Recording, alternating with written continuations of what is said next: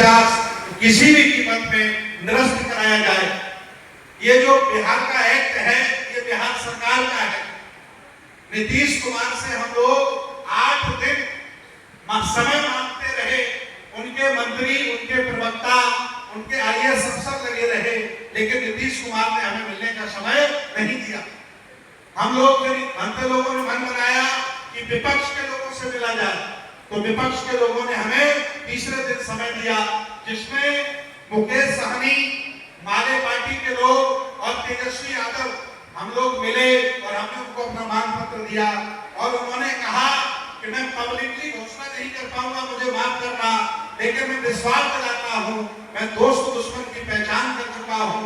अगर मेरी सरकार बनी तो हम ये बोध गया महाविहार बौद्धों को सौंप देंगे, ऐसा उन्होंने मुझे आश्वासन दिया। इसके बाद भारत में बौद्धों का प्रथम मैरिज एक्ट, पर्सनल लॉ और तथा निर्माण भूमि नहीं है। जैसे मुसलमानों के पास इनका अपना मैरिज एक्ट है, इनका अपना शमशान भूमि है, उस तरह से बौद्धों के पास नहीं है। और आज से नहीं, ये लड़ाई 50 साल से चल रही है। आदरणीय दयासागर बौद्ध जी यहाँ बैठे होंगे, उनसे निवेदन करूंगा कि वो मंच पर आ जाए। इस लड़ाई को वो मुखर होकर के लड़ रहे हैं, उनकी पूरी टीम लगी है।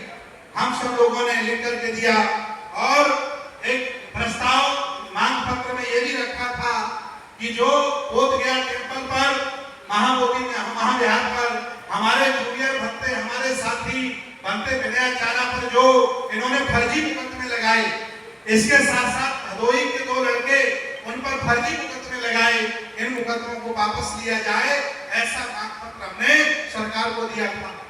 लेकिन जमानत हो गई है भट्टे जी की, लेकिन मुकदमे अभी तक वापस नहीं दिए गए। उन्हें कचहरी का चक्कर काटना पड़ेगा। फर्जी आगामी विधानसभा चुनाव है बिहार में और घोषणा पत्र जारी करें, और उसमें चूंकि ये मैं आपको बताना चाहता हूं, आप बैठ जाइए सभी लोग। जब ये मामला अंतरराष्ट्रीय बना तो 8 देशों ने भारत के प्रधानमंत्री को पत्र लिखा, दूतावास के माध्यम से कहा कि ये बहुत गंभीर विषय है, पूरी दुनिया में ऐसा कहीं नहीं है कि किसी मस्जिद पर हिंदुओं का कब्जा हो, किसी हिंदू मंदिर पर ईसाई रहते हो, किसी चर्च में बौद्धों का कब्जा हो, या किसी गुरुद्वारे में मुसलमान घुसे हो, लेकिन ये क्यों हो रहा है? तब जाकर के 8 देशों ने पत्र लिखा। मेरे पास पत्र भी है, लेकिन सरकार की कान पर क्यों नहीं रहेगी? सोचिए, अंतरराष्ट्रीय लेवल पर हाई कमीशन के माध्यम से सरकार को पत्र लिखे गए, लेकिन प्रधानमंत्री नरेंद्र मोदी ने आज तक कोई एक शब्द नहीं बोला। ये अपना डैमेज कंट्रोल करने के लिए थाईलैंड भाग गए, अभी भी विदेशों में भागे हुए घूम रहे हैं, लेकिन उन्होंने निर्णय नहीं लिया कि बौद्धों के साथ अन्याय हो रहा है।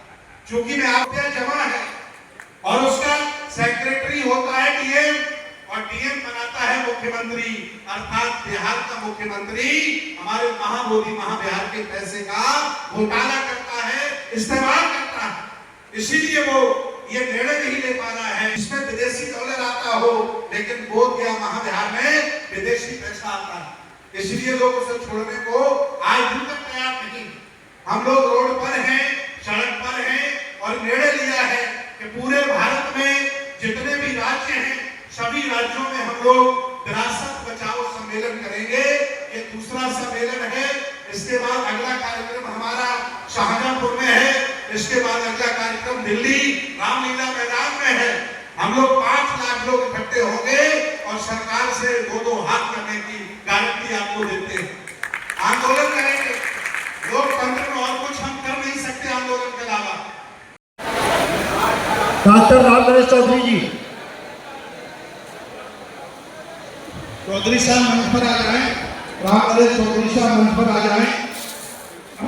और मौर्य समाज उत्थान समिति लखनऊ, मैंने लोगों को आमंत्रित किया था, लोग अपनी टीम के साथ आए हैं और सरकार उपलब्ध था इस पूरे आंदोलन के लिए दिया, ठीक है? और दूसरा सबसे बड़ा जो ऐतिहासिक काम किया है वो हरदोई लोगों ने किया है। हरदोई लोगों ने 58,000 रुपया इस साल उसने दान दी है। अगर 5800 58,000। महोदय मैं राम नरेश चौधरी से गुजारिश करूंगा।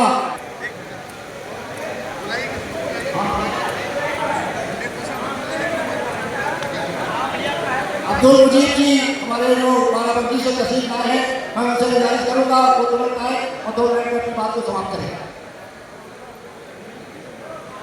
अब्दुल मुजीब जी।